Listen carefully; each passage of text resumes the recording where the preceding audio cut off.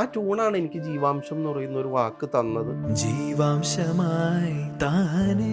ജീവാംശം എന്ന് കേൾക്കുമ്പോൾ ആർക്കും ഈ ജീവനാംശം എന്ന് പറയുന്ന ഒരു നിയമം ഉണ്ടല്ലോ, അത് തോന്നുന്നു. അതുകൊണ്ട് അത് മാറ്റണം എന്ന് പറഞ്ഞു. ഞാൻ ചുള്ളിക്കാട് സാറിനോട് പറഞ്ഞിട്ടുണ്ട്, അങ്ങേ ഞാൻ കോപ്പി അടിച്ചു. അപ്പൊ പറഞ്ഞു, നീ ധൈര്യമായിട്ട് കോപ്പി അടിച്ചു. ലൈലാക്കിനെ ഞാൻ മലയാളീകരിച്ചതാണ് ലൈലാകം എന്ന്, അത് നീ എടുത്തോന്ന് പറഞ്ഞു.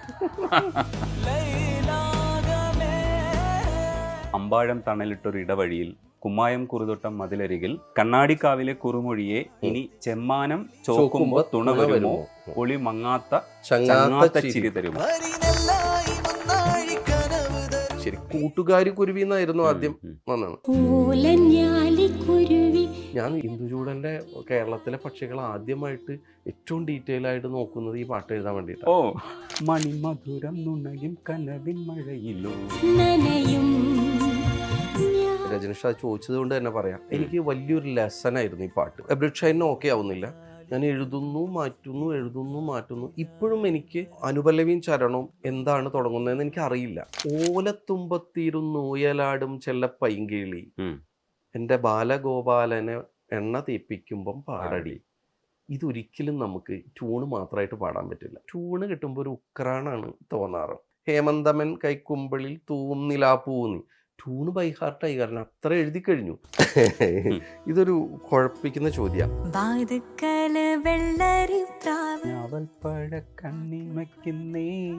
ആ സാധനം അത് എന്താ? അത് അത്തറിന്റെ കുപ്പി തുറന്ന് മുല്ല ബസാറ്. ഈ ഞാവലിങ്ങനെ നിൽക്കുന്നത് കണ്ടു കഴിഞ്ഞാൽ എൻ്റെ മനസ്സിൽ അത് ആ കാടിന്റെ കണ്ണാണ്. മിനുങ്ങും മിന്ന മിനുങ്ങെ മിന്നി മിന്നി തേടുവതാരെ വരുമോ ചാരേ നിന്നച്ഛൻ. പേഴ്സണൽ ലൈഫിൽ വളരെ ക്രൂഷ്യൽ ആയിട്ടുള്ളൊരു മൊമെന്റ് കൂടെ കടന്നു പോകുന്ന സമയത്ത് എഴുതിയ പാട്ടും കൂടിയാണ്. ഞാൻ സത്യം പറഞ്ഞാൽ ആദ്യമായിട്ട് പാട്ട് എഴുതാൻ വേണ്ടിയിട്ട് ബസ്സിലല്ലാതെ കാറിൽ യാത്ര ചെയ്യുന്നത് ഇതിനാണ്. BK ഹരിനാരായണനാണ് നമുക്കിപ്പോൾ ഉള്ളത്. ഹരി, നമസ്കാരം. നമസ്കാരം. ഹരി, ഈ ഗ്രാമീണ പശ്ചാത്തലമൊക്കെ എനിക്ക് ഇഷ്ടപ്പെട്ടു. ഹരിയുടെ വരികളിലും പലതിലും അത് കാണാം. ഇപ്പോൾ അമ്പാഴം തണലിട്ടൊരു ഇടവഴിയിൽ കുമ്മായം കുറുതൊട്ടം മതിലരികിൽ കണ്ണാടിക്കാവിലെ കുറുമൊഴിയെ ഇനി ചെമ്മാനം ചോക്കുമ്പോ തുണ വരുമോ, ഒളി മങ്ങാത്ത ചങ്ങാത്ത ചിരി തരുമോ. അതിനകത്ത് എനിക്ക് ആ ചങ്ങാത്ത ചിരി തരുമോ എന്ന് പറഞ്ഞ സ്ഥലത്ത് ഹരിയുടെ ഗ്രാമീണ പശ്ചാത്തലത്തിന് അപ്പുറത്തേക്ക് ഹരിയുടെ ഒരു മനസ്സ്, അതായത് ഒരു കൂട്ടമാകണം, ചങ്ങാത്തം കൂടണം എന്ന് പറയുന്നൊരു മനസ്സുണ്ട്. ഈ മനസ്സ് നമ്മുടെ ആശയത്തിൽ ഉണ്ടെങ്കിൽ അറിയാതെ പുറത്തു വരും. രണ്ടാമത്തെ പ്രോസസ്സ് എന്ന് പറയുന്നത് നമ്മൾ അറിഞ്ഞുകൊണ്ട് എഴുതുന്ന ഒരു പ്രോസസ്സ് ഉണ്ട്. ഹരിയുടെ എഴുത്ത് ഏത് വഴിക്കാണെന്ന് എനിക്ക് അറിഞ്ഞൂടാ. ചങ്ങാത്തത്തെ ചേർത്ത് വെക്കാൻ വേണ്ടി ഹരി സ്വാഭാവികമായി എഴുതി പോകുന്നതാണോ, അല്ലെങ്കിൽ ഇത് ഒരാശയം നമ്മൾ എഴുതണമല്ലോ അങ്ങനെ എഴുതുന്നതാണോ എന്ന് എനിക്കറിഞ്ഞൂടാ. ഹരിയുടെ ആ എഴുത്ത് വഴി എങ്ങനെയാണ്? മനസ്സിനകത്ത് ഈ വാക്കുകളൊക്കെ വരുമോ, അതെ വരുത്തുമോ? ഈ റോഡ് സൈഡിലൊക്കെ ഇപ്പം എൻ്റെ ഈ നാട്ടിൽ കുലുക്കി കുത്ത് എന്നാണ് നമ്മൾ പറയുന്നത്. നമ്മൾ കുറേ സാധനങ്ങൾ ഇട്ടിട്ട് ഇങ്ങനെ കുലുക്കി ഇങ്ങനെ ഇടുന്ന ഒരു പരിപാടി ഉണ്ടല്ലോ. ഈ ഇടുന്ന പ്രോസസ്സിൽ ഈ കുലുക്കുന്ന വരെ അയാളൊരു ബോധത്തിലാണ്. ഈ കുലുക്കുന്ന വ്യക്തി കുലുക്കി അയാൾ ഇടുന്ന പോയിന്റിൽ അയാൾ ഒരു സബ് കോൺഷ്യസ് മൈൻഡ് പ്രവർത്തിക്കുന്നുണ്ട് അയാൾ. ഈ ചോദിച്ച ചോദ്യത്തിൽ എന്നെ സംബന്ധിച്ചിടത്തോളം എൻ്റെ എഴുത്തിൽ ഏതെഴുത്തിലും ഞാൻ എഴുതിയ 99% പാട്ടുകളും ഈണത്തിനാണ് എഴുതിയിരിക്കുന്നത്. അപ്പോൾ പിന്നെ ഈ ഒരു ഈണം കിട്ടിക്കഴിഞ്ഞാൽ അതിൽ നിന്ന് പുറത്ത് കിടക്കുക എന്നുള്ളൊരു കൊച്ചി പോയി കഴിഞ്ഞാൽ വീടെത്തുക എന്ന് പറഞ്ഞൊരു വ്യഗ്രത ഉള്ള പോലെ തന്നെ ഈണം കിട്ടിക്കഴിഞ്ഞാൽ പുറത്ത് കിടക്കുക എന്നുള്ളൊരു വ്യഗ്രത എനിക്കുണ്ട്. അങ്ങനെ ഒരു ഹോം സിക്നെസ്സിന്റെ ഭാഗം എന്ന് വേണമെങ്കിൽ പറയാം. അപ്പം ഇത് ചെയ്യുന്ന സമയത്ത് നമ്മളിപ്പോൾ ഒരു വളരെ നല്ലോണം ഞാൻ തിരക്കഥാകൃത്തോ അല്ലെങ്കിൽ ഡയറക്ടറുടെ ഇത് ഫോളോ ചെയ്യാറുണ്ട്. അദ്ദേഹം എന്താ പറയുന്നത്, ഈണവും കിട്ടാറുണ്ട്. അത് കഴിഞ്ഞാൽ എൻ്റെ സബ് കോൺഷ്യസ് മൈൻഡാണ് ആ സമയത്ത് പ്രവർത്തിക്കുന്നത്. പലപ്പോഴും ബോധപൂർവം ആയിക്കൊള്ളണം. അതിന് തൊട്ട് മുമ്പ് വരെ നമ്മൾ ബോധപൂർവമായിരിക്കും, പക്ഷെ അത് എഴുത്തിലേക്ക് കിടക്കുമ്പോൾ അത് ബോധപൂർവമല്ല. എന്നാലും അതിലൊരു ബോധം പ്രവർത്തിക്കുന്നുണ്ടാവില്ല. കാരണം നമ്മുടെ ഉള്ളിൽ കിടക്കുന്ന സാധനങ്ങളൊക്കെ ആയിരിക്കുമല്ലോ ആ സമയത്ത് വരുന്നത്. പിന്നെ ഈണം വരുമ്പോൾ ഇപ്പോൾ നമുക്ക് തന്നെ ഇപ്പോൾ ചില ഈണം നമ്മൾ കേൾക്കുമ്പോൾ ഈണത്തിലൊരു ഫ്രേസ് ഉണ്ട്, തനാന താനന എന്ന്. ഇവിടെ എല്ലാ വാക്കുകളും നമുക്ക് പറ്റില്ല. അപ്പം ആ ഒരു ശീലം പ്രവർത്തിക്കുന്നുണ്ടായിരിക്കും. എങ്കിലും എൻ്റെ എഴുത്തിൻ്റെ ആ മൊമെൻറ്റിൽ ഞാൻ അവിടെ എത്തുമ്പോൾ എവിടെയോ ഒരു സബ് കോൺഷ്യസ് മൈൻഡ് പ്രവർത്തിക്കുന്നുണ്ട്. ബോധത്തിന്റെ തൊട്ട് മുമ്പേ ആയിരുന്നു. വിനീത് ശ്രീനിവാസൻ നന്നായിട്ട് പാടിയിട്ടുണ്ടായിരുന്നു. ഉം. ഗോപി സുന്ദറിന്റെ പാട്ടാണ്. ഗോപി സുന്ദറിന്റെ തന്നെ മറ്റൊരു പാട്ടാണ് ഹരി ശരിക്കും ഓലഞ്ഞാലിക്കുരുവിയിലാണ് ഏറ്റവും കൂടുതൽ ശ്രദ്ധിക്കപ്പെടുന്നത് അതെ. ഹരിയുടെ. ഉം. 1983 അതെ. അതിൽ അങ്ങനെ ഒരു പാട്ട് തന്നെ വേണമെന്ന് ആഗ്രഹിക്കുകയും ഇപ്പോൾ വാണി ജയറാം വന്ന് പാടുകയും അതിൻ്റെ മൊത്തത്തിലുള്ള ഒരു ഛായ അങ്ങനെ തന്നെയായിരുന്നു സംവിധായകന് ഉദ്ദേശിച്ചതും. അത് ഭയങ്കര ക്ലിക്കാവുന്ന രീതിയിലാണ് ഹരി എഴുതിയിരിക്കുന്നത്. അപ്പോൾ ഓലഞ്ഞാലിക്കുരുവി ഇളം കാറ്റിലാടി വരുന്നീ, ഉം. അതിനിടയ്ക്ക് വരുന്ന വരികളിൽ ഒരു താളമുണ്ട്. നറുചിരി നാലുമണി പൂ പോൽ വിരിഞ്ഞുവോ, ചെറുമഷി തണ്ട് നീർത്തി വന്നെടുത്ത് നിന്നുവോ, മണിമധുരം നുണയും കനവിൻ മഴയിലോ നനയും ഞാൻ ആദ്യമായി. അവിടെ അത് പാടുന്ന സമയത്ത് ഇത് പാടാതെ തന്നെ ഇതിനകത്ത് ഒരു മ്യൂസിക് അറിഞ്ഞൂടാത്ത ഒരാൾ ഇത് വായിച്ചാലും മണിമധുരം നുണയും കനവിൻ മഴയിലോ ഞാൻ ആദ്യമായി എന്നൊക്കെ പറയുന്ന ഒരു ലയമുണ്ടല്ലോ. ഇത് ശരിക്കും ഇത് മ്യൂസിക്കാണ്. ഇതാണ് മ്യൂസിക്കും ഇതാണ് വരികളും. ഇത് ചേരുക എന്ന് പറയുന്നതാണ് നമ്മുടെ ക്രിയേറ്റിവിറ്റി എന്ന് പറയുന്നത്. അവരുദ്ദേശിച്ചത് തന്നെ നമ്മൾ കൊടുക്കുകയും ചെയ്തു. ഇത് അവരുദ്ദേശിച്ച് കൊടുക്കാൻ പറ്റിയെന്ന് നമുക്ക് തോന്നുക, എന്നിട്ട് ഇത് കേൾക്കുന്നവർക്ക് തോന്നുക. ഇപ്പോൾ അതിനകത്ത് ആ ലയത്തിലേക്ക് എത്തുക എന്ന് പറയുന്ന ഒരു പ്രോസസ്സാണ് നിങ്ങൾ ചെയ്യുന്ന വർക്ക് എന്ന് പറയുന്നത്. ഇതിനകത്ത് ഇരിക്കുമ്പോൾ ചില സമയം ഇങ്ങനെ കിട്ടുമല്ലോ, ഉള്ളിൽ നിന്ന് കിട്ടുമല്ലോ, വരികൾ കിട്ടുക. ഇത് സ്ട്രെയിൻ ചെയ്യുന്ന അവസരങ്ങൾ ഉണ്ടാവും, കാരണം ഒരു സമയക്ലിപ്തത ഉണ്ടാവും ഇതിനകത്ത്. പക്ഷെ ചില സമയം ഇങ്ങനെ നമുക്ക് ഒഴുക്കിൽ വരും എന്നൊക്കെ പറയുന്ന രീതിയിൽ പാട്ടും പാടി ഇങ്ങ് വരും എന്ന് പറയുന്ന പോലെ വരും. പക്ഷെ എങ്കിലും എത്രത്തോളം സ്ട്രെയിൻ ആണ് എടുക്കുക ഇതിനകത്ത്? ഹരി എത്രത്തോളം സ്ട്രെയിൻ എടുത്താണ് ഇത് ചെയ്യുന്നത്? ഒരു ജോലിയാണല്ലോ ഈ ഒരു പെർട്ടിക്കുലർ വർക്ക്. പറഞ്ഞു കഴിഞ്ഞാൽ ഇതെനിക്ക് ഒരുപാട്, രജനീഷ് അത് ചോദിച്ചത് കൊണ്ട് തന്നെ പറയാം, എനിക്ക് വലിയൊരു ലെസൺ ആയിരുന്നു ഈ പാട്ട്. അത് പറയാൻ കാരണം, ഞാൻ ഗോപി സുന്ദറിൻ്റെ ഈറൻകാറ്റിൻ ഈണം പോലെ, അതിനു മുമ്പ് എൻ്റെ സുഹൃത്ത് ശരത് ഹരിദാസനാണത് സംവിധായകൻ, അങ്ങനെ എഴുതിയിട്ടുണ്ട്. ബി ഉണ്ണികൃഷ്ണൻ സാറിൻ്റെ ഖുദാവോ ഖുദാ എന്ന് പറഞ്ഞ പാട്ടും അതാണ് ഗോപി സുന്ദറിന് വേണ്ടി ആദ്യം എഴുതുന്നത്. അത് കഴിഞ്ഞിട്ട് ഇത് കഴിഞ്ഞൊരു 4-ാമത്തെയോ 5-ാമത്തെയോ പാട്ടാണിത്. അതിനു മുമ്പ് തന്നെ ഓലക്കം ചോടുമായി എന്ന് പറഞ്ഞ പാട്ട് ഞാൻ എഴുതിയിരുന്നു. അത് അത്ര തന്നെ സ്ട്രെയിൻ ചെയ്ത് എഴുതിയ പാട്ടല്ല. ഈ പാട്ടിൽ ഓലഞ്ഞാലിക്കുരുവി എന്ന് പറയുന്ന പാട്ടിൽ ഞാൻ ഒരുപാട്, എന്ന് വെച്ചാൽ അത് എബ്രിഡ് ഷൈനിന് ഓക്കെ ആവുന്നില്ല. ഞാൻ എഴുതുന്നു മാറ്റുന്നു. ഇപ്പോഴും എനിക്ക് ആ അനുപല്ലവിയും ചരണവും എന്താണ് തുടങ്ങുന്നതെന്ന് എനിക്ക് അറിയില്ല. കാരണം ഞാനൊരു 20 ഓപ്ഷനെങ്കിലും അന്ന് എഴുതിയിട്ടുണ്ടാവും. അതിൽ നിന്നാണ് ഷൈൻ എടുത്തത്. ഈ പല്ലവി എത്രയും ശരിയാവാതെ പുള്ളി ഗോപി സുന്ദർ എന്നോട് പറഞ്ഞൊരു കാര്യമുണ്ട്. അത് അദ്ദേഹത്തിൻ്റെ എക്സ്പീരിയൻസ് എന്നാണ് പറഞ്ഞത്. നമ്മൾ ഇപ്പോൾ നല്ല വരികളായിരിക്കും, ചില പാട്ടുകൾ ഇപ്പോൾ തനന എന്നാണ് നമ്മൾ പാടുന്നത്, നമുക്ക് ആ വരി കിട്ടില്ല, ഉറപ്പല്ലേ? ഓലത്തുമ്പത്തിരുന്നൂയലാടും ചെല്ലപ്പൈങ്കിളി എൻ്റെ ബാലഗോപാലനെ എണ്ണ തേപ്പിക്കുമ്പം പാടടി. ഇതൊരിക്കലും നമുക്ക് ട്യൂണ് മാത്രമായിട്ട് പാടാൻ പറ്റില്ല. അതിങ്ങനെ ജെല്ലായിട്ടിരിക്കും. അതിൻ്റെ ഒരു വിദ്യ എന്ന് പറയുന്നത്, നമ്മൾ എഴുതുന്ന കവിതയോ അല്ലെങ്കിൽ അതിൻ്റെ ഇതിനോ അപ്പുറത്ത് ആ ഈണത്തിൻ്റെ ഒരു ഭാവമുണ്ടല്ലോ. ട്യൂണ് മാത്രമല്ല, ട്യൂണിനിപ്പോൾ അതിന് തത്തകാരെന്ന് നമ്മൾ പറയുന്ന തനന എന്നുള്ള അത് മാത്രമല്ല, സസ്റ്റെയിൻ കിട്ടൽ മാത്രമല്ല, ആ ട്യൂണിൻ്റെ ഭാവം കിട്ടുക എന്ന് പറഞ്ഞൊരു കാര്യമുണ്ടല്ലോ. ആ എന്നുവെച്ചാൽ വാക്കല്ല, അവിടെ ഉപയോഗിക്കുന്ന ഒരു ഭാവം.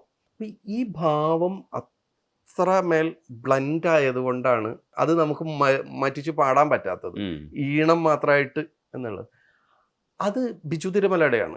ശരിക്കും സത്യം പറഞ്ഞ ബിച്ചു തിരുമലയും ഗിരീഷ് പുത്തഞ്ചേരിയുമാണ് ഇതിൻ്റെ ഈ ഭാവം കണ്ടെഴുതിയതിലെ നമ്മൾ പറഞ്ഞ ഇന്നത്തെ ഭാഷയിൽ പറഞ്ഞ കാലന്മാർ എന്ന് എനിക്ക് തോന്നിയിട്ടുണ്ട്. ഒരു ഈണത്തിൻ്റെ ഭാവം കണ്ടെത്തിയിട്ട്, അതിൻ്റെ ആശയത്തിനെ പറ്റിയിട്ടോ അതിനെ പറ്റിയിട്ടല്ല ഞാൻ പറയണത്, ആ ഭാവം.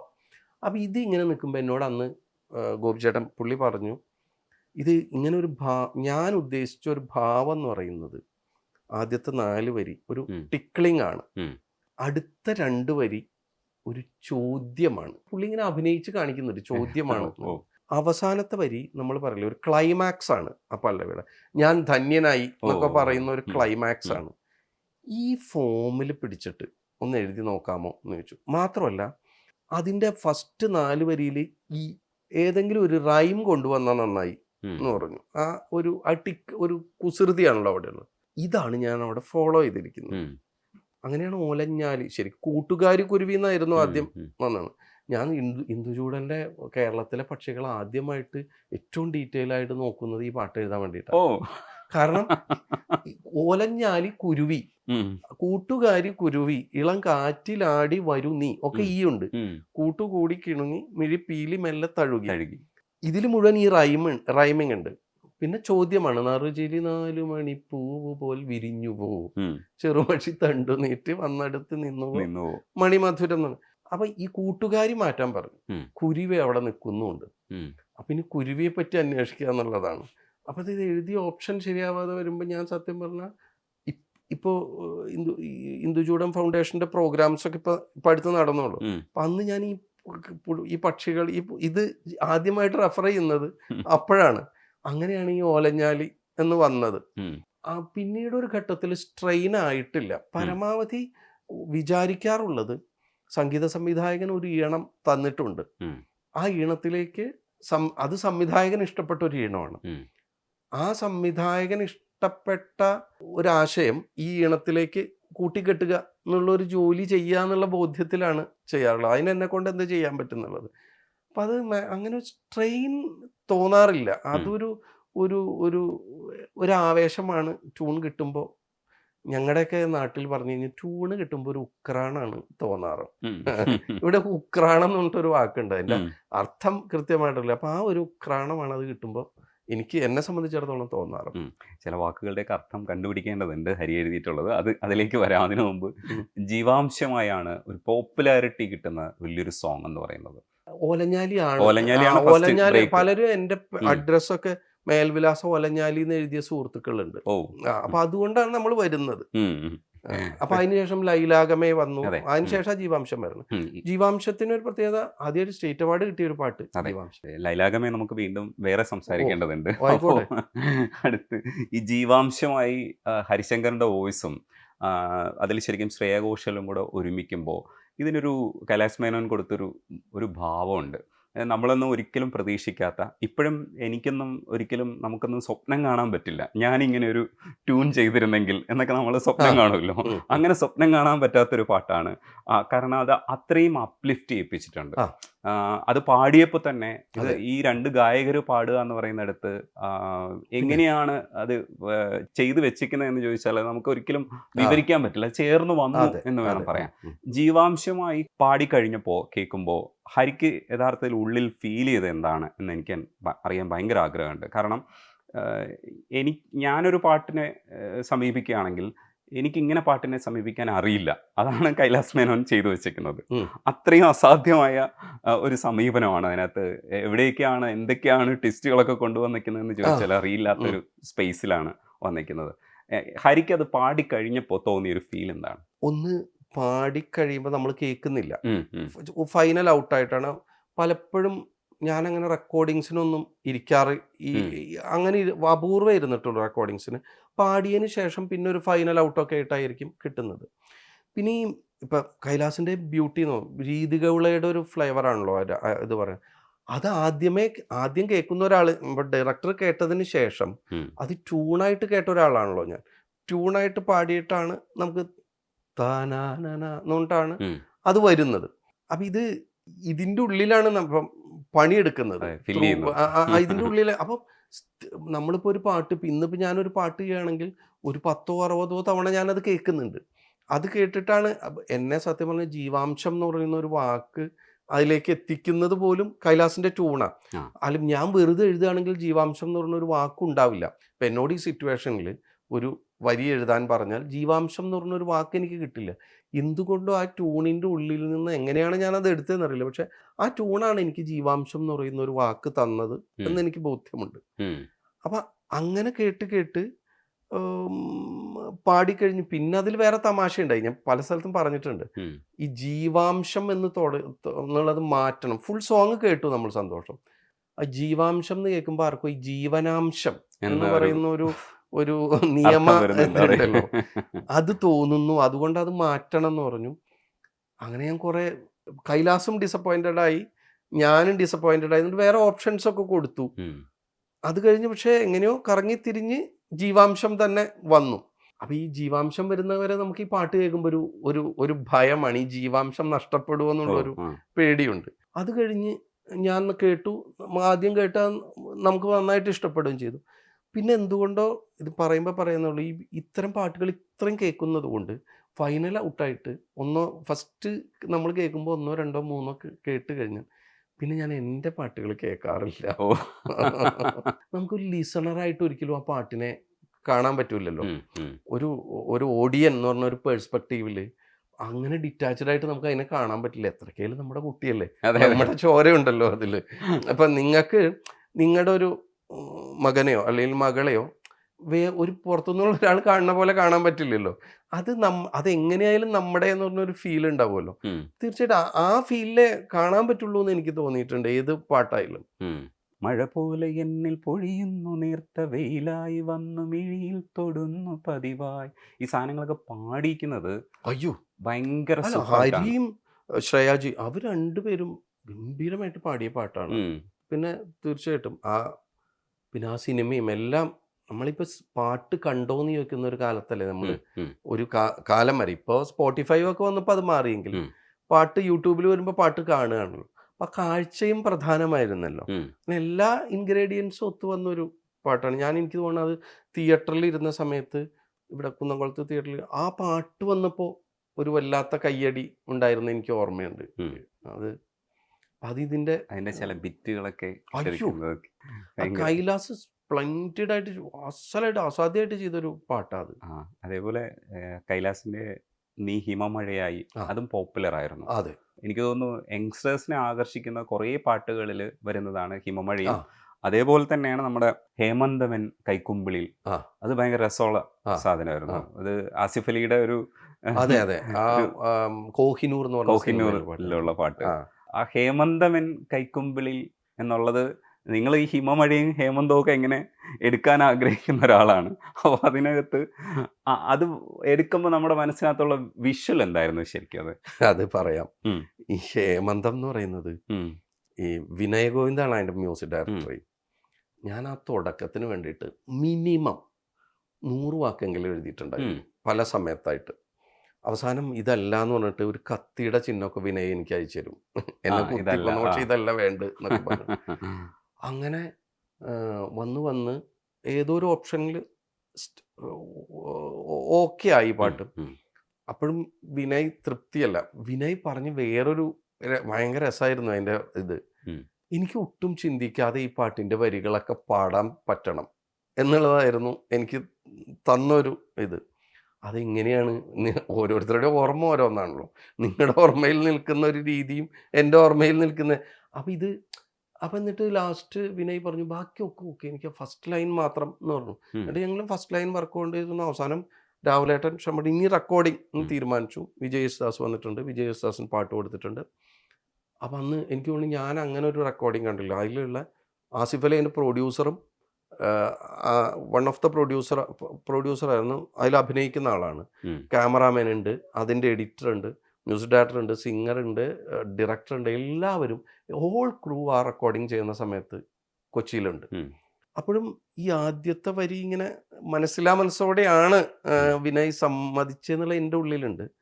ഞാൻ ഇവിടുന്ന് വൈറ്റ്ലയിൽ ഇവിടുന്ന് 2 മണിക്കൂർ 2.5 മണിക്കൂറുണ്ട് ഇപ്പോൾ വൈറ്റ്ലയിൽ നിന്ന്, കൊച്ചിയിൽ നിന്ന് വൈറ്റ്ലയിൽ വന്ന് ബസ് ഇറങ്ങി ഒരു വണ്ടി വന്നു. അപ്പം എൻ്റെ മനസ്സിൽ അത് ബോധപൂർവമാണെന്ന് പറയാൻ വേണമെങ്കിൽ, നമ്മൾക്ക് ശരിയാവാതെ വരുമ്പോൾ നമുക്ക് ഇയാളെ സമ്മതിപ്പിക്കണമല്ലോ. അത് പലതും നമ്മൾ നോക്കും. അവിടെ നമുക്ക് ഇനി നമ്മുടെ ഈ ഹൃദയത്തിൽ നിന്ന് വരുന്നൊന്നും കാര്യമില്ല, നമുക്ക് ബുദ്ധിയും പ്രയോഗിക്കേണ്ടി വരും ഈ ചില സമയങ്ങളിൽ. അപ്പോൾ ഇങ്ങനെ നോക്കി, അപ്പോൾ ഈ ഒരു പാട്ട് നടക്കുന്നത് ഡിസംബറിൽ ക്രിസ്മസിൻ്റെ സമയത്താണ് എന്നുള്ള അത് ഓർമ്മയുണ്ട് എനിക്ക്. അപ്പം എൻ്റെ മനസ്സിൽ അതിനൊരു ഓപ്ഷൻ ഉണ്ട്, അത് ഹേമന്തമാണല്ലോ കാലം, ഋതു ഹേമന്തമാണ്. അപ്പോൾ അങ്ങനെ വെച്ച് കഴിഞ്ഞപ്പോൾ രാത്രിയാണ് തുടങ്ങുന്നത് എന്ന് പറയാം. അപ്പം അങ്ങനെയാണ് ഹേമന്തമൻ കൈക്കുമ്പിളിൽ തൂന്നിലാപ്പൂന്നി. ട്യൂണ് ബൈ ഹാർട്ടായി, കാരണം അത്ര എഴുതി കഴിഞ്ഞു.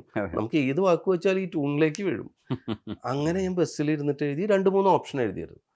അങ്ങനെ ഞാൻ പാടാൻ തുടങ്ങി. അപ്പം ഞാൻ രാവിലേട്ടനോടും വിനയും വിളിച്ചിട്ട് വിജയ് പാടാൻ തുടങ്ങുന്നു. ഞാൻ പറഞ്ഞു ഇങ്ങനെ ഒരു സാധനമുണ്ട്, ഇങ്ങനെ 3 ഓപ്ഷൻ. അപ്പോൾ വിനയ് പറഞ്ഞു എന്നാൽ നമുക്ക് ഇത് വയ്ക്കാം. പിന്നെ രണ്ടാമത് ചിന്തിക്കാനും സമയമില്ല. അപ്പോൾ വിജയ് ബ്രോ പുള്ളി പറഞ്ഞു ഇനിയിപ്പോൾ അത് മാറ്റണോ ഫസ്റ്റ് ലൈൻ എന്ന് പറഞ്ഞു. അങ്ങനെ എഴുതി അവിടെ വെച്ച് സ്റ്റുഡിയോയിലേക്ക് പോകുമ്പോൾ ഞാൻ ഈ വരി മാറ്റി കൊടുത്ത് അങ്ങനെയാണ് ഹേമന്തമൻ കൈക്കുമ്പിളിൽ വന്നത്. അപ്പോൾ അതിലൊരു നമ്മൾ നേരത്തെ പറഞ്ഞതിന് കോൺട്രഡിക്ടറി ആയിട്ടൊരു ആ സമയത്ത് ഒരു ബോധം പ്രവർത്തിച്ചിട്ടുണ്ട്. അങ്ങനെയാണ് ഹേമന്തത്തിലേക്ക് വന്നത്. പൊതുവിൽ ഹരി ചിന്തിക്കുന്നത് ഒരു ഇടത് മനോഭാവമുണ്ട്. അത് ഇടതുപക്ഷം എന്ന് പറയുന്നത് നമ്മുടെ LDF എന്നുള്ള അർത്ഥത്തിലല്ല, ഒരു ഇടത് മനോഭാവത്തിലാണ് ചിന്തയൊക്കെ വരുന്നത്. പക്ഷേ പാട്ടുകൾ പലതരത്തിൽ നമ്മൾ എഴുതുകയും ഒക്കെ ചെയ്യുമ്പോഴും ഒക്കെയും ഈ മനോഭാവം എവിടെയെങ്കിലും നമ്മൾ നമ്മുടെ ഉള്ളിൽ കിടന്നിട്ട് അത് പാട്ടുകളിലേക്ക് വരുന്നതായിട്ട് പിന്നീട് ഒബ്സർവ് ചെയ്യുമോ, ഇല്ലെങ്കിൽ നമ്മൾ തന്നെ ചില ആശയങ്ങളെയൊക്കെ പിന്തുടരുന്നതുകൊണ്ട്. ഇപ്പോൾ കൂട്ടായ്മ ഉണ്ടാക്കണമെന്ന് നമുക്ക് എല്ലാവർക്കും ആഗ്രഹമുണ്ട്. അപ്പോൾ കൂട്ടായ്മ നമ്മൾ ഒരിടത്തും കളയില്ല. അതിപ്പോൾ ജാതിയുടെയും മതത്തിൻ്റെയും വർണ്ണത്തിൻ്റെയൊക്കെ പേരിൽ ആൾക്കാർ ഭിന്നിച്ച് നിൽക്കുമ്പോൾ നമ്മൾ അതിന് എഗെയിൻസ്റ്റ് ആയിട്ട് നമ്മുടെ ഉള്ളിൽ ചിന്തിക്കും, കൂട്ടായ്മയാണ് വേണ്ടത് എന്ന് നമ്മൾ ആവർത്തിച്ച് പറഞ്ഞുകൊണ്ടിരിക്കും. ഇത് പറയുന്നതിൻ്റെ ഭാഗമായിട്ട് നമ്മുടെ ഉള്ളിൽ നിന്ന് എവിടെയെങ്കിലുമൊക്കെ ഇതിനകത്തേക്കും കലയിലേക്കും അരിച്ചിറങ്ങുമല്ലോ. ഇല്ലെങ്കിൽ നമ്മൾ പ്രോസസ്സ് അങ്ങനെ ചെയ്യും. ഇപ്പോൾ പഴയ കാലഘട്ടത്തിൽ ചില നാടകങ്ങളൊക്കെ നമ്മൾ എഴുതിയിരുന്നത് മനഃപൂർവ്വമാണ്, ആൾക്കാരെ കൂട്ടായ്മയിലേക്ക് എത്തിക്കാൻ വേണ്ടി മനഃപൂർവ്വം ചെയ്തിരുന്നതാണ്. അപ്പോൾ അങ്ങനെയൊക്കെ നടന്ന ഒരു പ്രവർത്തനത്തിൻ്റെ തുടർച്ചയാണ് നമ്മളെന്ന് പറയുന്നത്. കേരളത്തിൽ കമ്മ്യൂണിസ്റ്റ് പ്രസ്ഥാനങ്ങളൊക്കെ ഉണ്ടായിരുന്നു. പക്ഷേ നമ്മുടെ ഇന്നത്തെ ഒരു ഇടത് മനോഭാവം ഹരി ക്യാരി ചെയ്യുമ്പോൾ ഹരി എന്തൊക്കെയാണ് അതിനകത്ത് നിന്ന് മാറ്റി നിർത്താൻ ശ്രമിക്കുന്നത്? ഇപ്പോൾ ചില വാക്കുകളൊക്കെ ഉപയോഗിക്കുമ്പോൾ പ്രത്യയശാസ്ത്രം നേരിട്ട് എഴുതും പോലെ ആയിപ്പോവും എന്ന് നമ്മുടെ ഉള്ളു പറയും. പണ്ട് അങ്ങനെ ആയിരുന്നില്ല. കുറച്ചുകൂടെയൊക്കെ അത് എഴുതുന്ന, ഇപ്പോൾ വയലാറൊക്കെ എഴുതിയിരുന്ന സമയത്തൊക്കെ ഭാസ്കര മാഷുമൊക്കെ അങ്ങനെ എഴുതിയിരുന്നു ഒരു കാലഘട്ടത്തിൽ. ONV ഉൾപ്പെടെയുള്ളവർ പിന്നീടത് അവരുടെ മനസ്സിൽ വന്ന മാറ്റങ്ങൾക്കനുസരിച്ചും മാറ്റി എഴുതാനും തയ്യാറായിരുന്നു ആശയങ്ങളെയൊക്കെ. അതൊക്കെ അവരങ്ങനെ കൊണ്ടുവന്നിരുന്നു. അത് കഴിഞ്ഞിട്ടാണ് നമ്മളിപ്പോൾ വന്ന് നിൽക്കുന്ന, ഇപ്പോൾ ഹരിയെപ്പോലെ ചിന്തിക്കുന്ന ആൾക്കാർ എഴുതുമ്പോൾ ഇത്തരത്തിലുള്ള കാര്യങ്ങളൊക്കെ എങ്ങനെയാണ് മാറ്റിപ്പിടിക്കുക? ഒന്ന് സിനിമാ സംഗീതമായിട്ട് ബന്ധപ്പെടുത്തിയിട്ട് പറയുകയാണെങ്കിൽ ഇത്തരം ബോധ്യങ്ങളിലൂടെ അല്ലാതെയാണ് ഞാൻ സഞ്ചരിക്കാറ്. അതിന് കാരണം എന്താണെന്ന് വെച്ചാൽ നേരത്തെ പറഞ്ഞല്ലോ, ഞാൻ ഒരു ഡയറക്ടർ എനിക്കൊരു വിഷയം തന്നു കഴിഞ്ഞാൽ ഞാൻ ഡയറക്ടറോട് അല്ലെങ്കിൽ ഒരു ഡയറക്ടറോട് ചോദിക്കാറുണ്ട് ഞാൻ പലപ്പോഴും, ഇതിൻ്റെ ഏത് രീതിയിലുള്ള ഒരു ഡയലക്റ്റാണ് ഈ പാട്ടിന് വേണ്ടത് എന്നുള്ളത് ചോദിക്കാറുണ്ട്. പിന്നെ അതങ്ങനെ ചോദിക്കാനുള്ളൊരു കാരണം ഒരിക്കൽ റഫീഖ പറഞ്ഞൊരു കാര്യം തന്നെയാണ്. റഫീഖ ഒരിക്കൽ പറഞ്ഞു, എവിടെ എഴുതിയപ്പോൾ ജാലകം എന്നെഴുതിയപ്പോൾ അത് കമ്മ്യൂണിക്കേറ്റ് ചെയ്യുന്നില്ല, അതൊരു പഴയ വാക്കല്ലേ എന്ന് ചോദിച്ചു. നമ്മൾ നേരത്തെ പറഞ്ഞതിൽ നിന്ന് വ്യത്യസ്തമായിട്ട് നമ്മൾ സിനിമയിലേക്ക് വരുമ്പോൾ പഴയ വാക്കും പുതിയ വാക്കും നിർണ്ണയിക്കുന്നത് വേറെ രീതിയിലായിരിക്കും എന്ന് വേറെയൊക്കെ ഓരോ അത് ഇപ്പം രജനീഷിന് ഒരു വാക്ക് പൈങ്കിളിയാണെന്ന് തോന്നുന്ന വാക്ക് ഇദ്ദേഹത്തിന് പൈങ്കിളിയാണെന്ന് തോന്നില്ല. അപ്പം ഇത് രണ്ടും കേട്ടിട്ടുണ്ട്. ഇപ്പോൾ ഒരു പെർട്ടിക്കുലർ വാക്ക് പൈങ്കിളിയാണെന്ന് പറയുന്നതും കേട്ടിട്ടുണ്ട്, വേറൊരാൾ പൈങ്കിളി അല്ല എന്ന് പറയുന്നതും കേട്ടിട്ടുണ്ട്. അപ്പം ഇതായിരിക്കും നമ്മുടെ മനസ്സിലുണ്ടാവുക. എന്നാൽ ഒരു പൊളിറ്റിക്കൽ കറക്റ്റ്നെസ് എന്ന് പറയുന്നത്, അല്ലെങ്കിൽ ഒരു സമൂഹത്തിൻ്റെ ഒരു ശരി എന്ന് പറയുന്നത് ഓരോ കാലത്തിനനുസരിച്ച് നമ്മളൊരു സാമൂഹ്യ സാക്ഷരത നേടിയെടുക്കുമ്പോൾ ഇന്നലെ ഉള്ളത് ശരിയാണ് എന്നുള്ളത് ഇന്നാവും എനിക്ക് തോന്നുന്നത്. പക്ഷെ ഇന്നലത്തെ ഒരു സാധനത്തിൽ പോയിട്ട് എനിക്ക് തിരുത്താൻ പറ്റില്ല. അത് ഒരു പേഴ്സൺ എന്നുള്ള നിലയ്ക്ക് എന്നിൽ പ്രവർത്തിക്കുന്നുണ്ടാവും. അതിൽ കൂടുതൽ പ്രവർത്തിക്കുന്നത് അവിടെ എന്താണ് വേണ്ടത്, അവിടെ ഞാൻ ഡയറക്ടറുടെ ഒരു ടൂളാണ്, ഈ അപ്ലിക്കേഷൻ ഓഫ് ആർട്ടാണ്. അപ്പോൾ ഒരാളെ ഹാംഫുൾ അല്ലാത്ത രീതിയിൽ ഒരു സാധനം എഴുതുക, ഹാംഫുൾ അല്ല, അതെന്താണോ ഡയറക്ടർ ഉദ്ദേശിക്കുന്നത്, അതിൻ്റെ ഒരു ഡയലക്റ്റ് എന്താണോ ഡയറക്ടർ ഉദ്ദേശിക്കുന്നത്, തീർച്ചയായിട്ടും അപ്പോഴും എൻ്റെ ഉള്ളിലുള്ളത് ഞാൻ അറിയാതെ അതിൽ പ്രവർത്തിക്കുന്നുണ്ടായിരിക്കും. അത് ഇപ്പം നമ്മൾ നടത്തം പറഞ്ഞ പോലെയാണ്. രജനീഷ് ഇങ്ങനെ നടക്കുമ്പോൾ നാളെ തൊട്ട് നിങ്ങളുടെ സ്റ്റൈല് മാറ്റണം എന്ന് പറയുമ്പോൾ നിങ്ങളാകെ ഇതാവും. ഒരു പരിധി വിട്ടേ നമുക്ക് മാറ്റാൻ പറ്റുള്ളൂ. അപ്പോൾ ആ രീതിയിൽ മാറ്റാൻ ശ്രമിച്ച്, അപ്പോൾ ആ ഡയലക്റ്റ് പാട്ടിലാണെങ്കിൽ അത്തരം ഡയലക്റ്റുകൾ, ഞാൻ സിനിമാ പാട്ടിലാണെങ്കിൽ അങ്ങനെയാണ് ചിന്തിക്കാറ്. ഒരു ഇൻഡിപെൻഡൻറ്റ് സോങ് ആകുമ്പോൾ അവിടെ നമ്മുടെ ബോധ്യവും നമ്മുടെ സ്വാതന്ത്ര്യവും നമുക്ക് പ്രവർത്തിപ്പിക്കാനുള്ളൊരു ഇതുണ്ട്. അവിടെ ആകുമ്പോൾ കുറേയൊക്കെ നമ്മുടെ ഒരു ചിന്തകൾ, നമ്മുടെ ഇത് ആ കാലഘട്ടത്തിനനുസരിച്ച് വരും. ഇത് രണ്ടിലും ഈ വാക്ക് ചൂസ് ചെയ്യണതിന് വ്യത്യാസം ഉണ്ടെന്ന് തോന്നുന്നു. കാരണം ഒരു ഇൻഡിപെൻഡൻറ്റ് സോങ് എഴുതുമ്പോൾ വാക്ക് ചൂസ് ചെയ്യുമ്പോൾ ഞാൻ തന്നെ ആൻസറബിൾ ആവുന്നു. ഞാനൊരു കവിത എഴുതുന്ന പോലെ തന്നെയാണ്. നേരെ മറിച്ച് ഇപ്പോൾ ഞാൻ അങ്ങനത്തെ പാട്ടുകൾ എഴുതിയിട്ടുണ്ട്. അതുകൊണ്ടാണ് പറഞ്ഞത്, ഇപ്പോൾ അയ്യനൊക്കെ എഴുതുമ്പോഴും അല്ലെങ്കിൽ അന്തിവിണ്ണിൽ അമ്പിളിക്കൽ, അത് എൻ്റെ ഒരു ഇവിടെ എന്ന് പറഞ്ഞു കഴിഞ്ഞാൽ തീർച്ചയായിട്ടും ഞാനൊരു ഡയറക്ടറെയോ മ്യൂസിക് ഡയറക്ടറെയോ അത്രയും ഡിപ്പെൻഡ് ചെയ്യാറുണ്ട്. കാരണം സംഗീതം ഒരു പാട്ടിൻ്റെ ഭാഷയുടെ ഭാഗമാണെന്ന് ഞാൻ വിശ്വസിക്കുന്നുണ്ട്. അതുകൊണ്ടാണ് ഇപ്പോൾ സിതാരയുമായിട്ട് ചേർന്നിട്ട് അന്തിവെയിൽ അമ്പിളിക്കല എഴുതുമ്പോൾ ആക്ച്വലി അതിനകത്ത് നിങ്ങൾ 2 പേഴ്സണെയും വിസിബിൾ ആക്കുന്നുണ്ട്. എന്ന് വെച്ചാൽ ഇപ്പോൾ അയാളെ നേരിട്ട് വരുന്നുണ്ട്, പക്ഷേ ഇത് BK ഹരിനാരായണനും കൂടെ ചേർന്നിട്ടാണ് ഈ പാട്ട് എഴുതിയതെന്ന് നമുക്കൊക്കെ അറിയാം. അതൊരു പ്രചാരണ സോങ് ആകുമ്പോൾ ഇതിനകത്ത് നമ്മുടെ ആശയങ്ങളാണ് നമ്മൾ എഴുതിയതെന്ന് ധരിക്കാൻ സാധ്യതയുണ്ട്. ഒരുപക്ഷെ നമ്മൾ അങ്ങനെ തന്നെ ആയിരിക്കും എഴുതിയിട്ടുണ്ടാവുക, ഒരു ഇൻഡിപെൻഡൻറ്റ് ആർട്ടാണത്. പക്ഷേ എങ്കിലും അതൊരു ഒരു പ്രചാരണ ആയുധമായിരുന്നു. അങ്ങനെ ചെയ്യുന്ന സമയത്ത് ഹരിക്ക് എന്തെങ്കിലും പേടിയുണ്ടാവുമോ? ഇന്ന രാഷ്ട്രീയ പാർട്ടിയുടെ ആളായിട്ട് തെറ്റിദ്ധരിക്കും, അത് സിനിമയിൽ ചാൻസ് പോവും എന്നൊക്കെയുള്ള സാധാരണഗതിയിലുള്ള പേടികൾ. വെറുതെ ഇരുന്നിട്ട് രാഷ്ട്രീയം പറയാറില്ല. പക്ഷെ എൻ്റെ രാഷ്ട്രീയം എന്താണെന്ന് ചില ഇടങ്ങളിലൊക്കെ വിസിബിൾ ആയിട്ടുണ്ട്. ആളുകൾക്ക് അറിയുന്ന രീതിയിൽ അറിഞ്ഞിട്ടുണ്ട് ആളുകൾ എൻ്റെ രാഷ്ട്രീയം ഇതാണെന്നും, അല്ലെങ്കിൽ അങ്ങനെ എഴുതിയതിന് ഒരു രാഷ്ട്രീയ ഒരു സ്വഭാവമുള്ള കാര്യം പറഞ്ഞതിന് എനിക്ക് അതിൻ്റെ തെറിവിളിയും കേട്ടിട്ടുണ്ട്. സ്വാഭാവികമാണ്. ഞാനത് ഒരു പക്ഷം പറയുമ്പോൾ അതുണ്ടാവും. തീർച്ചയായിട്ടും എനിക്കൊരു രാഷ്ട്രീയമുണ്ട്. ആ രാഷ്ട്രീയം പറയാൻ എനിക്ക് ഇതുവരെ പേടിയുണ്ടായിട്ടില്ല. പറയേണ്ട ഇടങ്ങളിൽ പറയുന്നത് മാത്രമേ. അല്ല, വെറുതെ ഇരുന്ന് പറയേണ്ട ആവശ്യമില്ല. ഇപ്പൊ ഞാനൊരു സിനിമ എന്നെ എഴുതാൻ വിളിച്ചു കഴിഞ്ഞാൽ ആ സിനിമയിൽ അത് എൻ്റെ രാഷ്ട്രീയം കുത്തി നിറയ്ക്കാനുള്ള ഒരു സ്പേസ് അല്ലല്ലോ. അവിടെ ആ സിനിമയിൽ അവിടെ ഞാൻ ടൂളാണ്, ഡയറക്ടറുടെ ടൂളാണല്ലോ. പക്ഷെ അങ്ങനെ അല്ലാത്ത സ്ഥലത്ത് പറയേണ്ടടുത്ത് ഞാൻ പറഞ്ഞിട്ടുണ്ട്. എനിക്ക് പറയാൻ അങ്ങനെ ഒരു മടി ഉണ്ടായിട്ടില്ല. സിതാരയെക്കുറിച്ച് സംസാരിച്ച സ്ഥലത്ത് മോഹമുന്തിരി പാറ്റിയരാവ്, സ്നേഹരതിയുടെ രാസനിലാവ് എന്ന് പറയുന്നത് ഇതെല്ലാം പഴയ വാക്കുകളാണ്. ഒരുപക്ഷെ നമ്മൾ തീരം തേടും തിരയുടെ ആ പാട്ടിലൊക്കെ കണ്ട ആ വരികളുടെ ഒരു പുതിയ കാലഘട്ടത്തിന്റെ ഒരു വേർഷനാണ്. നമ്മൾ അങ്ങനെയുള്ള ചില പാട്ടുകളെയൊക്കെ അങ്ങനെ റീകോൾ ചെയ്യാറുണ്ട്. നല്ല രീതിയിൽ റീകോൾ ചെയ്ത ഒരു അടിപൊളി പാട്ടാണ്. അപ്പോൾ ആ പാട്ടിനകത്ത് ഇത്തരത്തിലുള്ള വാക്കുകളൊക്കെ ഉപയോഗിക്കുമ്പോൾ നേരത്തെ ഹരി പറഞ്ഞതുപോലെ തന്നെ ഈ വാക്കുകളൊക്കെ ഇന്ന് ശരിക്കും ട്രോളാണ് ഒരു തരത്തിൽ.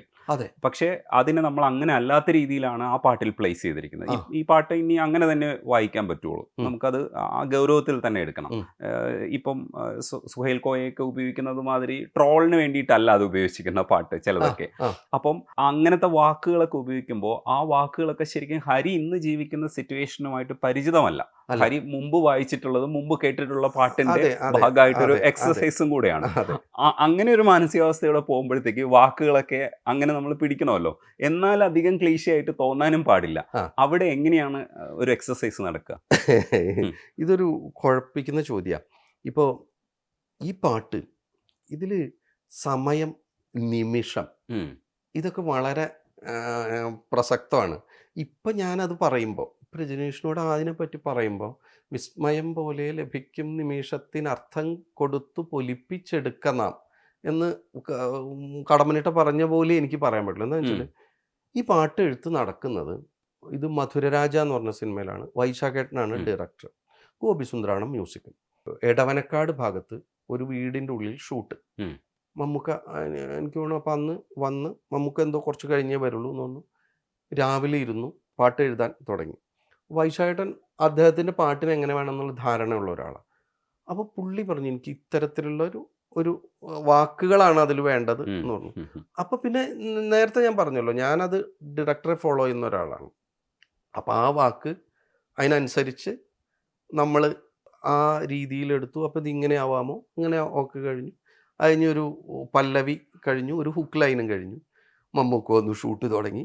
ഗോപിസുന്ദർ അത് പാടി അയച്ചു കൊടുത്തു. പിന്നെ ഉച്ചയുടെ ഇടയിൽ ഒരു ബ്രേക്ക് വന്നു, വീണ്ടും ഇരുന്നു, ചരണം എഴുതി. അത് കഴിഞ്ഞ് ഞാൻ തിരിച്ചു പോരുകയും ചെയ്തു. അപ്പോൾ ഇവിടെ ഈ സമയം കൂടി പ്രവർത്തിക്കുന്നതിൽ ഉണ്ട് ആ സമയത്ത്. അപ്പോൾ ഇതാണ് ആവശ്യം എന്നുള്ള എഴുതുമ്പോൾ നമുക്ക് പറ്റാവുന്ന രീതിയിൽ എഴുതി കൊടുക്കുന്നു. അപ്പോൾ അങ്ങനൊരു ഇതൊരു അദ്ദേഹം പറഞ്ഞത് തന്നെ അങ്ങനെയാണ്. അങ്ങനൊരു പുതിയ ഒരു ട്യൂണ് പുതിയൊരു കാലത്ത് നമുക്ക് അങ്ങനെ പഴയ പാട്ടുകളുടെ പണ്ട് ഇത്തരത്തിലുള്ള പാട്ടുകൾ ഉണ്ടായിരുന്നല്ലോ. ഇതൊരു ഒരു ഇതിൽ വന്നിട്ടുള്ള ഒരു ഡാൻസ് ആണല്ലോ, അതെ, സണ്ണി ലിയോൺ വന്നിട്ടുള്ള ഡാൻസാണ്. അപ്പോൾ ആ രീതിയിൽ നമുക്ക് പാട്ടുകൾ വന്നിട്ടുണ്ട്. അപ്പോൾ അതിൻ്റെ ഒരു ടെക്സ്റ്റർ, അതായത് വാക്കിൽ അത്തരം ഒരു ടെക്സ്റ്റർ പിടിക്കാം എന്ന് പറഞ്ഞിട്ടാണ് അങ്ങനെയാണ് ആ പാട്ട് വരുന്നത്. ഭയങ്കര രസമായിട്ട് വന്നിട്ടുണ്ട്. അപ്പം അത് ചെയ്യുക എന്നേ ഉള്ളൂ.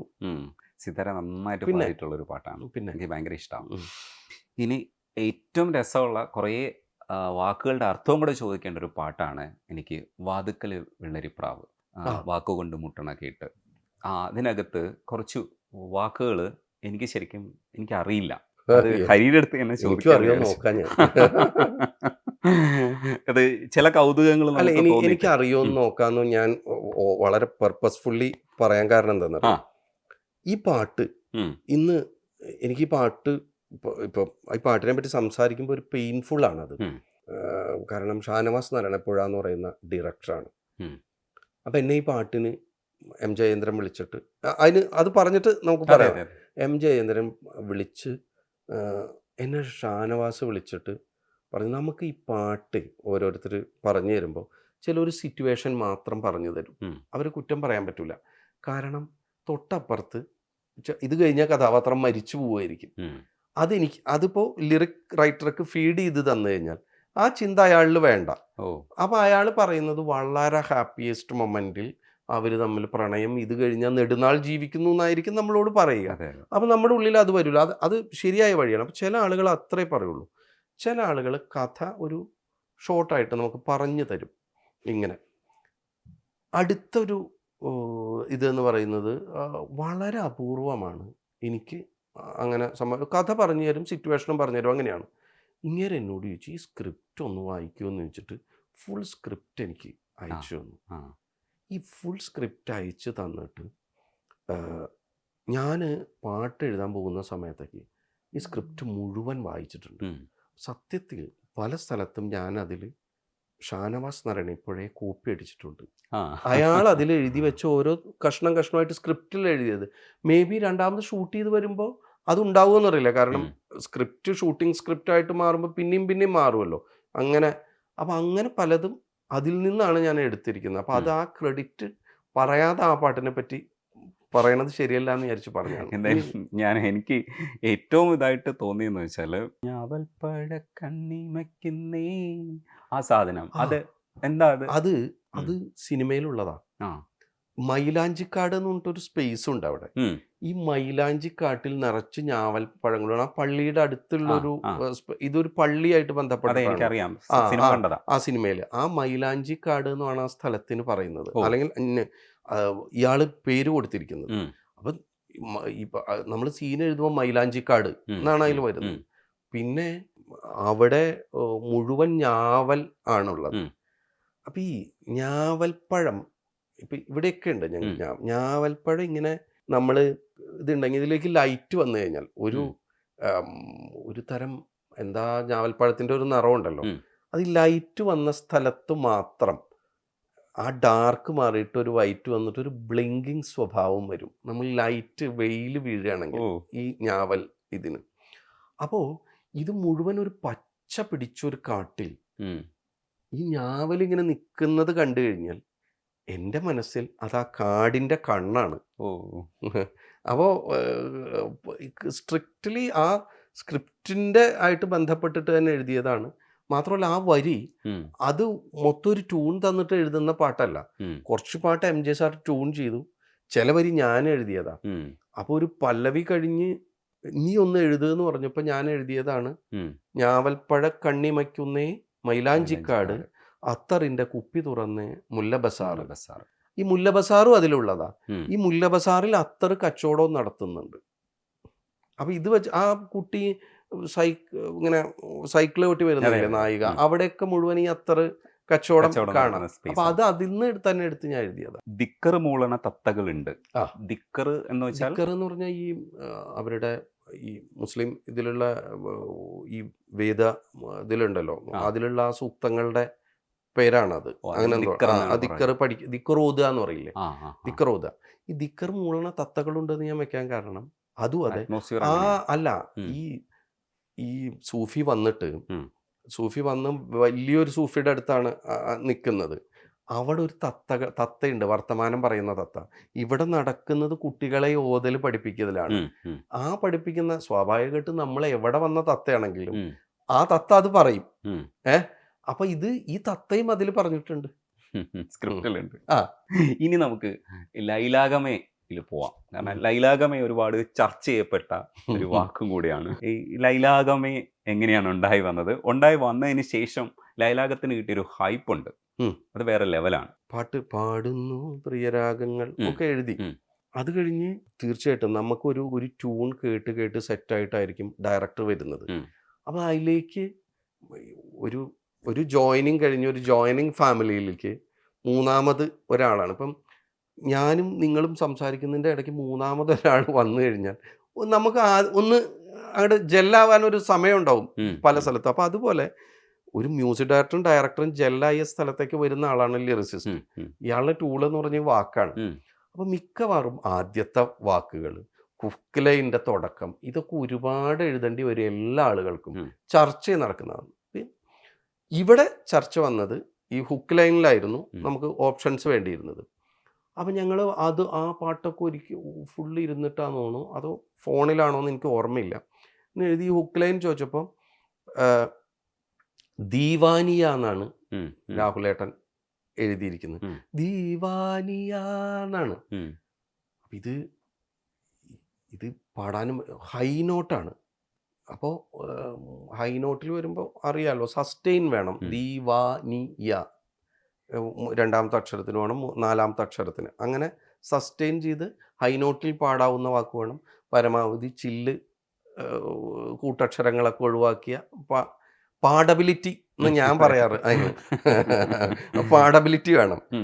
അപ്പോൾ ഇത് നോക്കി ഓപ്ഷൻസ് കൊടുത്ത് ഒരു ദിവസം ഞാൻ വീട്ടിലിരിക്കുന്ന സമയത്ത്, അപ്പം നമുക്ക് ഇപ്പോൾ ഇങ്ങനെ ഒരു സാധനം മനസ്സിൽ കിടക്കുമ്പോഴേ, ഞാനിപ്പോൾ നിങ്ങളായിട്ട് വർത്തമാനം പറഞ്ഞു, നിങ്ങളൊരു വാക്ക് പറഞ്ഞാലും അപ്പോൾ ചേരുമ്പടി ചേർത്ത് നോക്കുന്ന ഒരു പരിപാടി എൻ്റെ മനസ്സിൽ ഇങ്ങനെ ഒരു പ്രോസസ്സായിട്ടുണ്ട്. അപ്പോൾ നിങ്ങളൊരു വാക്ക് പറഞ്ഞു, ഞാൻ ഈ ട്യൂൺ ആലോചിച്ചിട്ട് അതിലേക്ക് ഈ വാക്ക് പറ്റും, ഇങ്ങനെ ഒരു സാധനം നമ്മുടെ ഉള്ളിൽ കിടക്കുന്നുണ്ട്. അപ്പോൾ ആ സമയത്ത് എന്തുകൊണ്ടോ എവിടെ ജോൺ ഞാനിങ്ങനെ ഉറക്ക ചൊല്ലായിരുന്നു, ഇത് ശരിയാവുന്നില്ല, ഇത് എങ്ങനെയെങ്കിലും പിന്നെ ഒരു ഗ്യാപ്പ് ഇട്ടിട്ടാവാന്ന്. അപ്പോൾ നമ്മൾ സാധാരണ ബാത്റൂമിലേക്ക് ടോയ്ലറ്റിലേക്കൊക്കെ പോകുമ്പോഴാണ് നമ്മുടെ ഉള്ളിൽ നിന്ന് നമ്മൾ വിചാരിക്കാത്ത രീതിയിൽ പാട്ടും കവിതയൊക്കെ വരുന്നത്. ഞാൻ ടോയ്ലറ്റിൽ പോയ സമയത്താണ് എനിക്ക് എൻ്റെ വായൽ ഇത് വന്നത്. തരിക നീ പീതസായന്തനത്തിൻ്റെ നഗരമേ നിന്റെ വൈദ്യുതാലിംഗനം, കൊടികളൊന്നുമില്ലാതെ കോശങ്ങളിൽ തുരിശുമിർച്ചപ്പൊടിയും നിറച്ച് നിൻ തുറമുഖത്തിൽ അണയുകയാണെൻ്റെ ക്ഷുഭിത യൗവനത്തിൻ ലോഹനൗകകൾ എന്ന് പറയുന്നത്.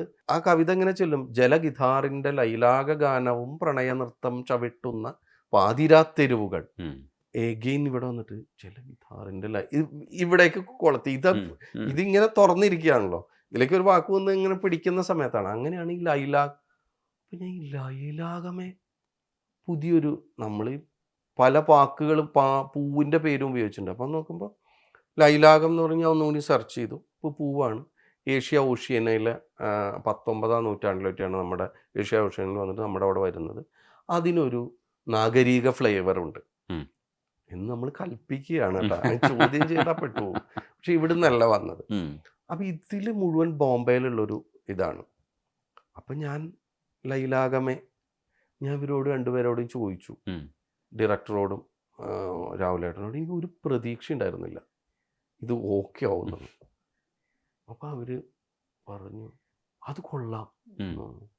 എന്നിട്ടാണ് ഞാൻ ലൈലാഗമേ എഴുതിയത്. ഞാൻ ചുള്ളിക്കാട് സാറിനോട് പറഞ്ഞിട്ടുണ്ട്, അങ്ങേ ഞാൻ കോപ്പി അടിച്ചു. അപ്പോൾ പറഞ്ഞു നീ ധൈര്യമായിട്ട് കോപ്പി അടിച്ചോ. എന്താണെന്ന് വെച്ചാൽ സത്യത്തിൽ നമ്മൾ ഇംഗ്ലീഷിന് ആംഗലേയം എന്ന് പറയില്ലേ, അത് ഇംഗ്ലീഷിൽ നിന്നെ മലയാളീകരിച്ചതാണ് ആംഗലേയം. മെസ്മറിസത്തിനെ മലയാളീകരിച്ചതാണ് മാസ്മരികം. മെസ്മറിസത്തിന് അദ്ദേഹം പറഞ്ഞതാ. അതുപോലെ ലൈലാക്കിനെ ഞാൻ മലയാളീകരിച്ചതാണ് ലൈലാകം എന്ന്. അത് നീ എടുത്തോന്ന് പറഞ്ഞു. അങ്ങനെ ഒരു വാക്ക് സംഭാവന ചെയ്യാം. അതെ, ഞാനല്ല സംഭാവന ചെയ്തത്. ഞാൻ ബാലേന്ദ്രൻ ചുള്ളിക്കാട് മലയാളത്തിന് കൊടുത്ത സംഭാവന ചെയ്തൊരു വാക്കിന് ഞാൻ വീണ്ടും പാട്ടിലേക്ക് എടുത്ത് ഉപയോഗിച്ചു, മാത്രമേ ഉള്ളൂ.